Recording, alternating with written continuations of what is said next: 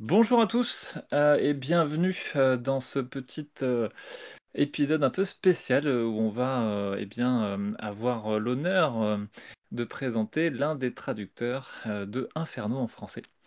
L'idée un peu c'est de parler un peu de la vie du studio et puis comment ça se passe un peu dans les coulisses quoi. Donc on va écoute, je vais te laisser te présenter. Est-ce que tu peux un peu, nous dire quel est ton rôle, au sein du projet, Jérôme? Ouais, alors moi je suis Jérôme, je suis le traducteur principal de Inferno. Donc je me suis occupé du guide de découverte et je me suis occupé également du guide de l'enfer et d'une grosse partie des récits inédits de Virgile, donc les premiers chapitres et notamment donc la campagne. Voilà. Et du coup, ça fait longtemps que tu traduis des bouquins? Ça fait un peu plus de 5 ans. J'ai commencé petit à petit. J'avais un autre job à côté. Et puis j'ai eu l'occasion de travailler dans la traduction de jeux de rôle. Donc ça a pris de l'ampleur. Et maintenant, je ne fais plus que ça depuis 2 ans bientôt.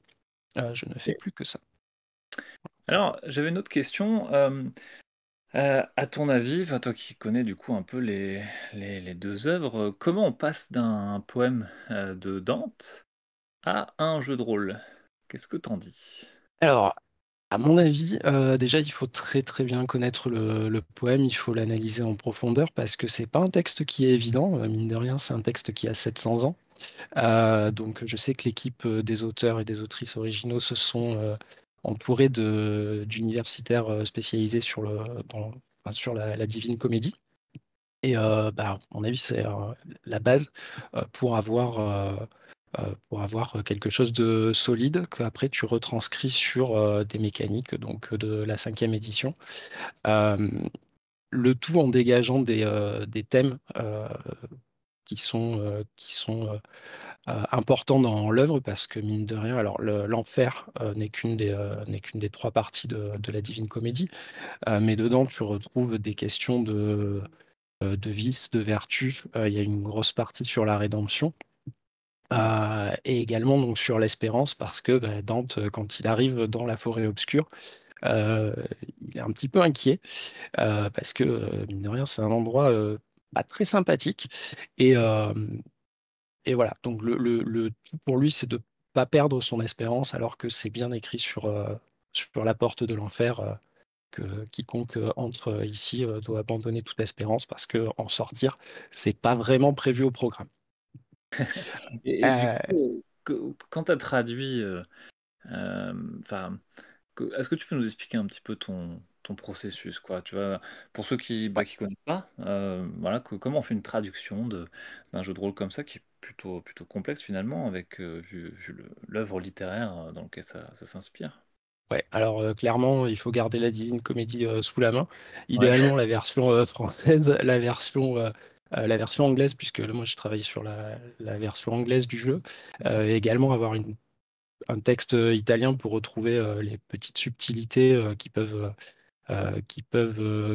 changer par rapport à la version anglaise ou la version française. Ok, donc tu compares en Euh, fait.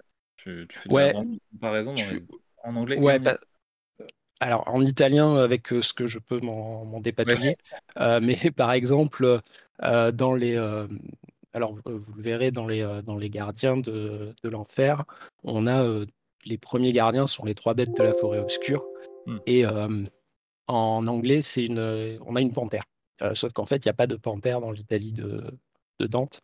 C'est une lonce qui est un animal très particulier et qu'on retrouve quasiment nulle part ailleurs que dans la Divine Comédie. Et en français, on a bien une lonce. En anglais, ils ont une panthère. Bon, ça, effectivement, si on veut rester au plus proche de l'œuvre originale, c'est quelque chose qu'il faut garder en tête. Oui, parce que Euh, il faut ouais, rappeler quand même qu'à la base, le jeu a été écrit en italien ouais, et tout à fait. ensuite il a été traduit en anglais. Et nous, Exactement. du coup, on se base sur la version anglaise, Ouais, d'où les petits allers-retours pour vérifier des oui, différences possibles avec l'italien, quoi. c'est ça. Et alors, pour répondre à ta question, comment on procède? Ben, on commence déjà Mm. par par explorer tout le livre pour bien baver devant les images, parce qu'elles sont vraiment somptueuses. Comme ça, après, quand on travaille sur le texte, on n'est pas déconcentré, on a déjà vu tous les jolis dessins. Et puis bah, après, on prend le texte anglais, on avance en essayant de repérer. Là, la particularité sur la Divine Comédie, c'est de repérer toutes les références, parce que des fois, ils ont pris des petits bouts de texte qu'ils ont mis euh, dans le, dans le texte, même en dehors de citations Ouais, directes. Chaque, ouais. chaque chapitre commence par une citation de la Divine Comédie, mais des fois, dans le texte, on a également des petits bouts. On parle souvent d'un air sans étoile. Là, c'est un petit extrait de la Divine Comédie.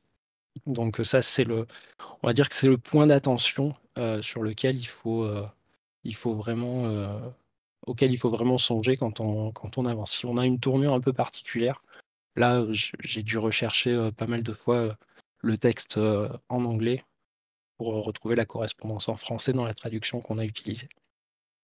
OK et bah, Mm. d'ailleurs, qu'est-ce qui t'a fait le plus, plaisir, on va dire, à traduire? Est-ce que tu as un chapitre, tu vois, en particulier? Est-ce que, ou des éléments, tu vois, qui t'ont marqué dans cette, trad? Alors, je pense que la description des cercles de l'enfer, c'est quand même assez intéressant à traduire. Ouais. Parce que on a toute la base de la Divine Comédie, mais parfois c'est assez succinct. Si tu prends la partie sur Dité, donc la capitale de l'enfer, elle fait Mmh. moins de 10 pages dans mon exemplaire de la Divine Comédie. Et dans ces 10 pages, il y a beaucoup de discussions avec des âmes damnées, parce que Dante passe son temps à discuter avec des âmes damnées. Euh, et au final, pour une capitale de l'enfer, elle n'est pas vraiment, vraiment décrite dans la Divine Comédie. Par Ouais. contre, dans l'Inferno, bah, là, on a développé, on a ça qui est vraiment développé. Donc, les cercles de l'enfer, ouais, je pense que c'est ma partie préférée dans le guide. Ça a été ma partie préférée à traduire. Parce que, voilà, il y a eu la base qu'ils ont utilisée, puis il y a eu des ajouts que je trouve assez intéressants. Et ça représente combien de temps à peu près, tu vois, pareil pour les gens qui connaissent pas trop, Euh, Sur le kit, j'ai passé une petite trentaine d'heures, ouais. ce qui était pas excessif. Euh, et ensuite, sur le guide de l'enfer, j'étais à peu près au double. Alors, il faisait, pour être exact, on était à peu près à 270 000 signes sur le guide de l'enfer. Donc, je ne sais plus exactement combien ça fait de pages, parce que ça dépend de la maquette. Un Mais peu en gros, près. ça m'a pris une soixantaine d'heures. Je l'ai là. Voilà. Ouais, ça fait à peu près 180 pages, quoi, pour le Ouais, guide de voilà. l'enfer. Mmh. La maquette est assez aérée, je crois, quand même. Donc, Oui, oui, bah, il y a des magnifiques illustrations ouais. d'ailleurs. Mm. Ouais. OK et